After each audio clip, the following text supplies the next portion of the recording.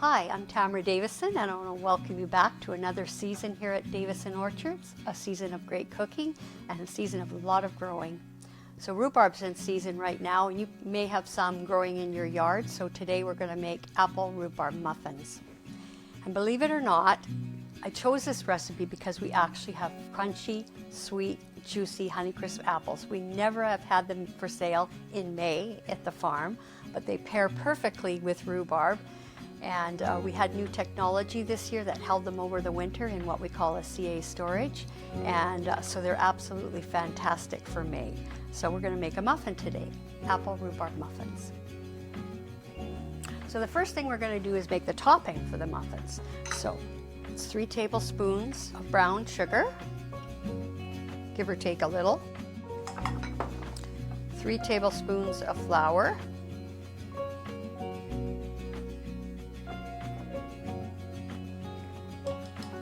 and I usually use butter for the topping. In the actual muffins, I'm going to use margarine because I don't think it makes a huge difference, but in the topping, I believe it does. And then a little bit of cinnamon, so about a half a teaspoon.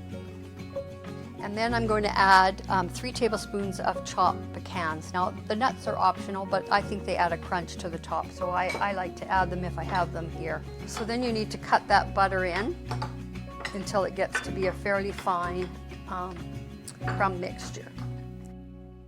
So yeah, you're just going to make a fine topping that we're going to sprinkle on top of the muffins, and they do really finish the muffins off beautifully. Next thing we're going to do is cut up the rhubarb and the apple. So I was making this recipe about a couple weeks ago, and I was cutting up the rhubarb. I all of a sudden was overwhelmed by a memory from my childhood. You know, sometimes scents bring back memories, and when I was chopping up this rhubarb, it definitely brought back memories. I grew up in the prairies in Edmonton, and as a kid we used to eat rhubarb straight off the stalk. My mom would give me a little bowl of sugar. We'd dip the end in the sugar and then just eat it like that raw. I was telling Tom about it, and he said, "You're not serious, that's crazy." And I said, "Well, no, all the kids used to do that." So you want to chop the rhubarb fairly fine, because the muffins will be in the oven about 25 minutes or so, so you don't want too big of pieces. And we need a cup of rhubarb. I have a 2-cup measuring cup here, so we'll be about half. I guessed pretty right. There's a cup. All right, and now the apple. So we just use 1 large apple, so it doesn't have to be exactly 1 cup. It should turn out to be close to a cup. Now these are the Honeycrisp I mentioned earlier, and as you can see, they are still very crisp. So I peel the apple and then I quarter it, take out the core. And again, I cut the apples fairly fine, so I cut them lengthwise. For the dry ingredients, we need 2 cups of flour, and I've already pre-measured that. 2 cups of flour, and 1½ cups of brown sugar, and this is actually a 1½ cup measuring cup. And I'm going to add a 1/4 cup of wheat germ. And then it takes 1 teaspoon of baking soda, half a teaspoon of salt, and that should be good for the dry ingredients. So I'm going to mix that up together. And again, I might get my hands in here to break up the brown sugar so that it's nice and fine. Next, we'll move on to the wet ingredients. We need ½ cup of butter or margarine. I've just popped mine in the microwave. 1 cup of buttermilk. And if you don't have buttermilk at home, I have used regular milk, added a bit of cream, and about a teaspoon of vinegar, and that'll curdle the milk, and then that'll get you very similar to a flavor. But if you've got buttermilk, it's ideal. 1 egg, 1 teaspoon of vanilla. Stir that together so your egg is mixed in nicely. All right, that's your wet ingredients. Next thing you're going to do is take your chopped up fruit, so your apples and your rhubarb. You're going to mix that nicely into the dry ingredients, and then you'll make a well in the middle of your dry mixture and dump all your wet ingredients in the middle.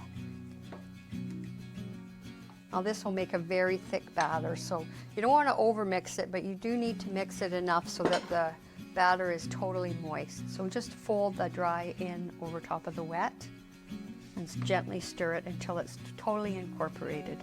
It's getting close. Lots of big chunks of fruit. The apple and the rhubarb, like I said, pairs beautifully together, and it also makes a very, very moist muffin, and they keep moist for a long time, like a good 3 days. I use extra large muffin cups, and this recipe will make 12 large muffins. If you prefer a smaller muffin, it'll make about 18. And I always use these parchment. This is an extra large parchment. The beauty about these parchment is that you can eat a muffin warm and you don't lose any of the muffin inside the muffin cup. So while our oven is preheating, we'll get our topping that we prepared before we began, and we'll put a heaping tablespoon of this topping on each muffin. And just sprinkle it on lightly. And as the muffin rises, it'll bake on there beautifully. So I'm going to pop these in the oven, and they should bake for about 30 minutes. So set your timer, because you don't want to overcook these muffins. So I'd set my timer for 25, check them then, and then give them another few minutes if they still need it. So while those muffins are cooking, I'd like to show you a few things. We are so excited that our new cookbook finally arrived. We've been working on it, as we mentioned earlier, for several years, so we're so excited to have it for sale. And since it's rhubarb season, I thought I'd highlight a few recipes in our new cookbook, the Davison Orchards cookbook, that use rhubarb. We have a rhubarb cake, which is very good, with a side of yogurt or a little bit of whipped cream.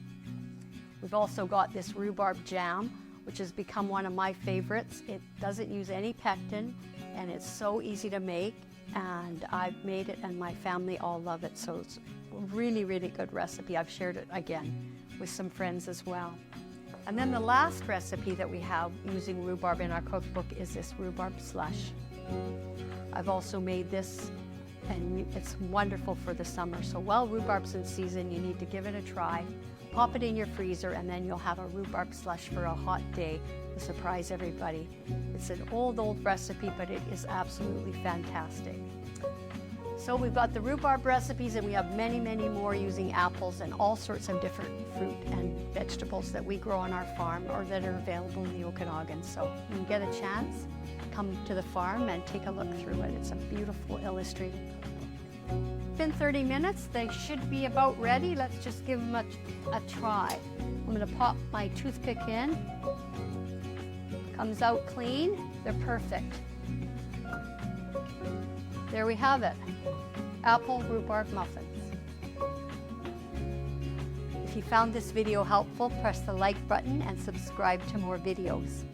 You can also follow us on Facebook and Instagram for regular updates on Davison Orchards. Thanks for joining me today.